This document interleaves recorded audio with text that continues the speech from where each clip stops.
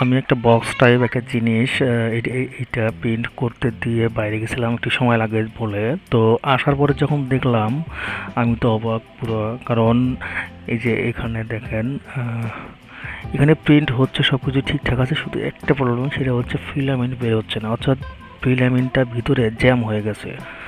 তো এই প্রবলেমটা ঠিক করার জন্য আমি তখন কি করলাম, ইউটিউবে বা বিভিন্ন জায়গায় অনেক ঘাটাঘাটি করলাম। এই প্রবলেমটা বারবার হচ্ছিল, সেম প্রবলেমটা বারবার হচ্ছিল। তো তারপর রিট্যাকশন নামে একটা সেটিং আছে। রিট্যাকশন মানে হচ্ছে এটা আপনাকে ব্যাক, ফিলামেন্ট ব্যাক করে সেটা অফ করে, ফিলামেন্ট ফ্লোয়িংটা অফ করে, ঠিক আছে। তো এই ফিলামেন্ট রিট্যাকশনটা আমি যখন আবার সেট করে একদম প্রায় 0 বা 0.5 এরকম রেখে এই প্রিন্ট দেই, নতুন করে আর একটা জিনিস প্রিন্ট দেই, তারপর দেখা যায় যে এটা প্রিন্ট হয়, কিন্তু তার মাঝেও একবার আটকে গেছিলো। পরে আমি হাত দিয়ে ম্যানুয়ালি সেটা ওখানে বসে থেকে হাত দিয়ে সেটা আমি ফ্লো করি এবং সেটা কন্টিনিউ হয়। তো এইটা দেখতে পারতেছেন, এইটা হচ্ছে নতুন একটা জিনিস দিছে আবার চেক করার জন্য সব কিছু ঠিক হয় কি না। তো রিটেকশন স্পিডটা এমন একটা জিনিস যেটা আপনি কমিয়ে দিলে, সাধারণত পিটি পাইপ দিয়ে যখন আপনি ডাইরেক্ট এই যে নজলটার সাথে মোটর নাই লাগানো, তো এটা মোটরটা এখানে, এক্সট্রুডার মোটরটা এখানে দূরে আছে অনেকটা, পিটি পাইপ দিয়ে এটা যায়, এতে এক্সট্রুডারের সাথে যে লোড ওজনটা পড়ে সেটা কম হয়, এই জন্য পিটিআই পাইপ ব্যবহার করা। এই যে এখানে ভিডিওতে দেখতে পাচ্ছেন সাদা পাইপটা এটা, আর মোটরটা এখানে উপরে। তো এটাতে হয় কি, রিট্রাকশন কমায় দিলে এই যেখানে অফ করার দরকার ছিল সেটা ফ্লোটা অফ হয় না, অফ না হওয়ার কারণে এই যে আমি পিনটা দিছি না, এই পিনটা একটু শেষ হোক, আপনারা দেখবেন আমি এখানে স্কিপ করে দিব।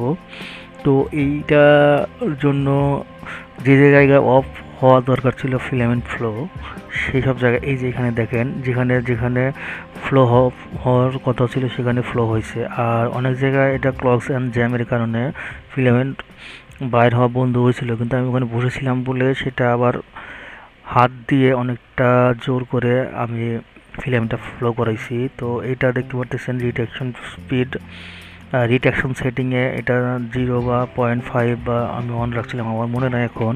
তো এটা এর কারণে দেখেন এটা এই 3D বেঞ্চিটা আসলে প্রিন্ট হয়েছে, কিন্তু এটা ভালো মানের হয় না। আর এটা আসলে স্ট্যান্ডার্ড যে একটা থাকে সেই অনুযায়ী হয় নাই। আর যে কোনো কিছু কিছু জিনিস আছে যেগুলো আপনি এইরকম থাকলে সেটা আসলে প্রিন্ট করে কোনো লাভই নাই। তো আমি এই প্রবলেমটা সলভ করার জন্য প্রথমে ভাবলাম যে যদি একদম একসাথে কন্টিনিউয়াস ফ্লো হয় তাহলে দেখছি এটা আসলে জ্যামটা খুব একটা হয় না। তো আর একটা জিনিস চিন্তা করলাম যে নজলের ভিতরে যে পিটি পাইপটা যায় ওটা একটু গরম হয়ে ওর যে ফুটো থাকে সেটা আসলে অনেকটা বড় হয়ে যায়। তো আমি যদি একটা কাজ করি, যেমন মনে করেন পাইপের বদলে আমি একটা ওখানে আয়রন বা স্টিলের একটা পাইপের মতোই ছিদ্র করে ধরেন সেটা ঢুকাই দিলাম। তো ওটা ঢুকানোর পরে দেখা যাবে যে পাইপ যেরকম গরম হওয়ার কারণে ছিদ্রটা বড় হয়ে গেছে, ইনার ডায়ামিটারটা বেশি হয়ে গেছে, কিন্তু এটা তা হবে না লোহাটা। তো এই যে এইটা আমি ফুটো করে এখানে পাইপের এটা হচ্ছে এই যে সাইজটা করা হয়েছে 2 mm, আর 2 mm এর একটু কম। আর আমার যে ফিলামেন্ট আছে সেটা হচ্ছে 1.7 mm, 1.75 এরকম। তো এটা দিয়ে অনায়াসে আপনার ফিলামেন্টে যাবে, কিন্তু এটা আমি সাইডে ঘষে যে জায়গায় পিটিআই পাইপ থাকে তার মাথায় অল্প একটু লাগাই দিব, যাতে জানি এই জিনিসটা আর গরম হলে এর ইনার ডায়ামিটারটা বড় না হয় আর জ্যামটা যেন না হয়, পাইপটা যেন সেম 1.75 এই মাপে থাকে। কিন্তু যখন আমি এটা লাগাই, তো লাগানোর পরে যখন চেক করে নতুন আর একটা জিনিস, নতুন একটা প্রিন্ট দেই, তখন দেখলাম কি যে এটা প্রবলেমটা আসলে সেম প্রবলেম কন্টিনিউ করতেছে। তো এই যে এটা বানায় ঘষে দিছি। এখন পিটিআই পাইপের আগে দিব এইটা, যে যে জায়গায় যতটুক আমি এটা দিলাম অতটুক ওই জায়গাটায় আগে পূর্বে পিটিআই পাইপ থাকতো, তো এখন ওইটা দিলাম, তারপরে এখন পিটিআই পাইপ থাকবো এর উপরে। আর প্রবলেমটা হচ্ছিল একদম মাথার দিকে আপনার যে জায়গায় হটেন থাকে সেই জায়গায় বারবার এই পাইপটা গলে মোটা হয়ে যাচ্ছিল। এখন ইজি, এটা দেখা যাচ্ছে ইজি। তো পিটিআই পাইপটা গলে মোটা যেন না হয় সেই জন্য এই স্টিল পাইপটা আমি ব্যবহার করলাম। তো ব্যবহার করার পরে যখন নতুন আমি একটা দিলাম, পিন দিলাম, তারপর দেখলাম যে সেম সমস্যাই হচ্ছে। তো এটা আসলে আমার মাথাটাই একদম ঘুরিয়ে দিছিল এই প্রবলেমটা। তো এই স্টিল পাইপটা দেওয়ার পরেও আমি যখন প্রিন্ট দিলাম তো সেম প্রবলেম হচ্ছিল, বারবার এই প্রিন্ট হতে হতে এই যে এখানে স্টপ হয়ে গেছে, মানে ভিতরে জ্যাম হয়ে গেছে ফিলামেন্ট। তো আপনার মেশিন সব কিছু ঠিকঠাক হচ্ছে, আবার আমি নতুন করে সেটা হাত দিয়ে চাপ দিয়ে ফোর্স করে সেটাকে দেই, আবার এই যে এখানে এসে আবার সেটা জ্যাম হয়ে গেছে। আপনারা হয়তো বুঝতে পারতেছেন না, কিন্তু আমি বুঝতেছি। সো এইটা আসলে মেশিন এখন রিডিং সেম হচ্ছে, কিন্তু জাস্ট ফিলামেন্টটা ভিতরে আটকে থাকার কারণে বারবার স্কিপ হচ্ছে। যে এক্সট্রুডার মোটরের পেনিয়াম থাকে সেখানে এটা বারবার স্কিপ হচ্ছে, যেখানে এসে বারবার থেমে যায়।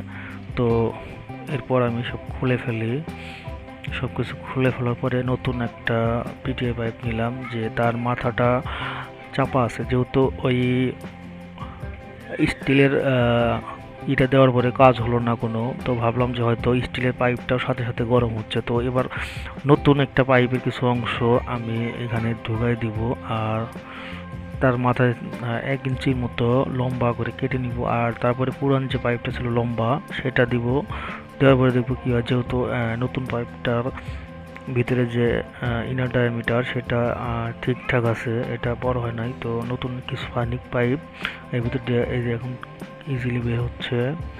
তো এর মাথা থেকে আমি 1 ইঞ্চি এর ভিতরে কেটে ওর ভিতরে ঢুকাই দিব, তারপরে পুরান যে রাইট সাইডে যে পাইপটা পড়ে আছে সেটা ঢুকাই দেবো। আর সাথে আর একটা কথা বলছি যে অনেক জায়গায় আমি রিসার্চ করে দেখছি যে ভালো এয়ার ফ্লো, মানে এয়ার কোল্ড সিস্টেমটা যদি সমস্যা করে তাহলেও আপনার এই প্রবলেমটা হতে পারে। এই জন্য আমি একটা অনেক বড় একটা ফ্যান, প্রায় 3 ইঞ্চি ফ্যান, এই যে এই ফ্যানটাও আছে, আবার সাথে এই 3 ইঞ্চি ফ্যানটাও লাগাইছি যাতে ভালো এয়ার কুলটা হতে পারে হট এন্ডটাতে। কিন্তু সেম প্রবলেম। তো এটা আমাকে অনেক প্যারা দিছে, প্রায় 1 সপ্তাহের মতো আমি এই জিনিসটা নিয়ে অনেক ঘাটাঘাটি করি, সেটা প্রবলেমটা সলভই হচ্ছিল না। তো তারপর আমার মাথায় একটা নতুন বুদ্ধি আসে, সেটা আসলে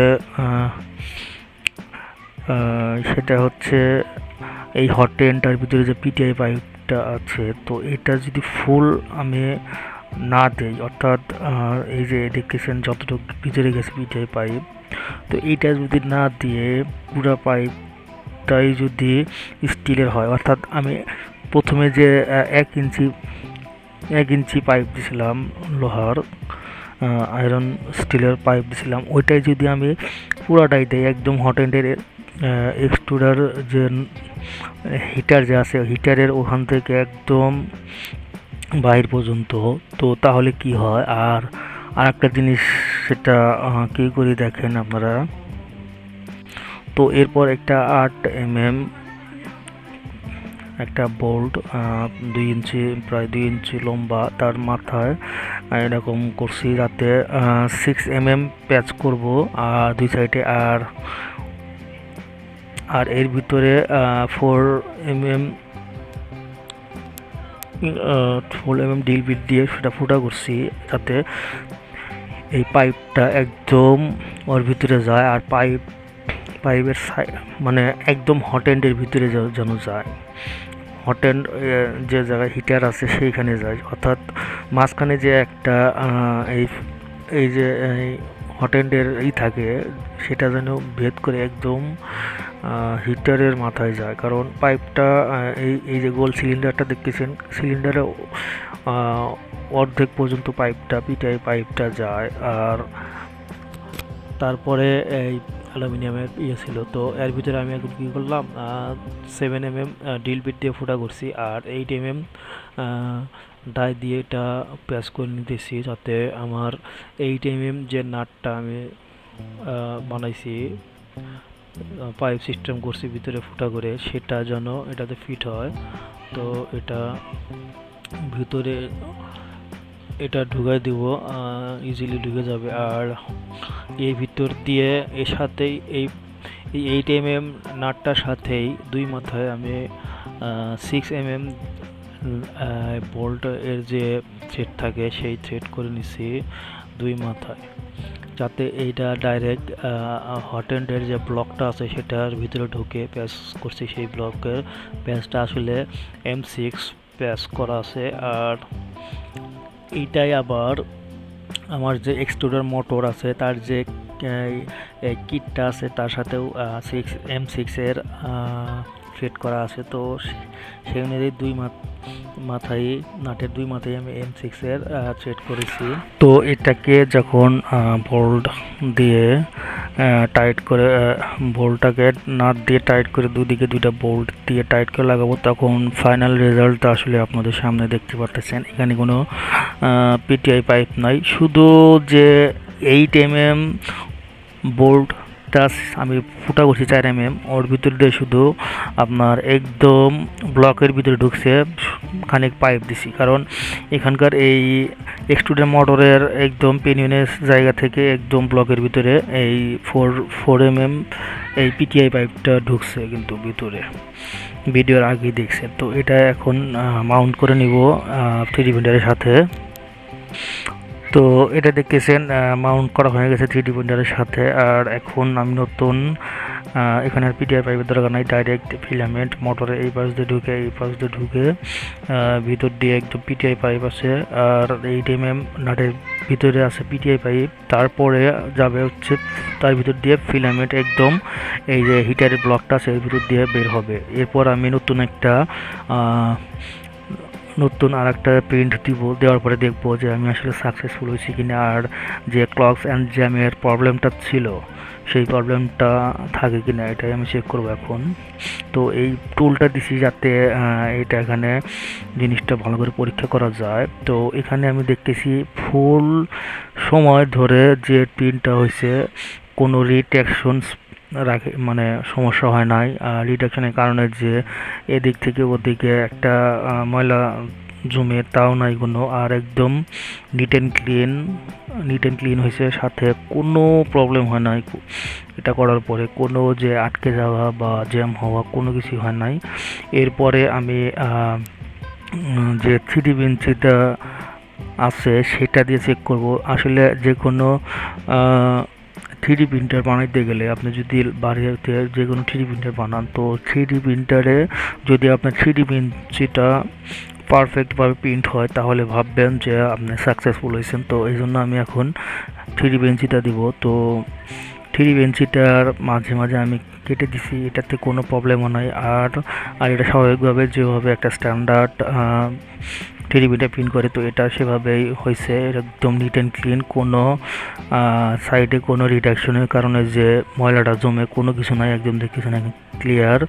আর আগের যেটা ছিল সেটাও আপনারা দেখছেন কোথায় কোথায় ব্লক হয়ে গেছিলো ছিদ্রগুলা, তো এটা একদম ক্লিয়ার আর একদম নিট অ্যান্ড ক্লিন লাগতেছে। সাথে সবচেয়ে বড় সেটা হচ্ছে যে জ্যাম প্রবলেমটা ছিল কোয়াকশন জ্যাম, সেটা প্রবলেম সলভ হয়েছে।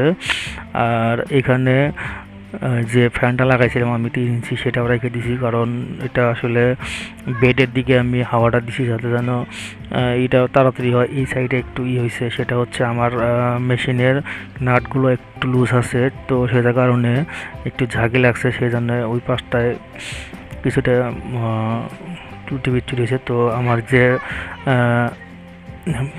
নাট কি বলে ওটাকে, স্ক্রুর যে স্ক্রুটা আছে, যেটা হচ্ছে টাইমিং স্ক্রু আছে, সেটা যে নাটটা আছে সেটা একটু লুজ থাকার কারণে ওই প্রবলেমটা হয়েছে। তো সেটাও ঠিক হয়ে যাবে। তো মূল যে প্রবলেমটা ছিল সেটা হচ্ছে ক্লকস জ্যাম। তো এটা আসলে সাকসেসফুলি সেটা আমি ওভারকাম করছি। তো অবশ্যই যদি এটা আপনার কোনো কাজে লাগে তো অবশ্যই ভিডিওটাকে লাইক করে সাবস্ক্রাইব করে দিবেন, চ্যানেলটাকে ফলো করে রাখবেন। Bye bye.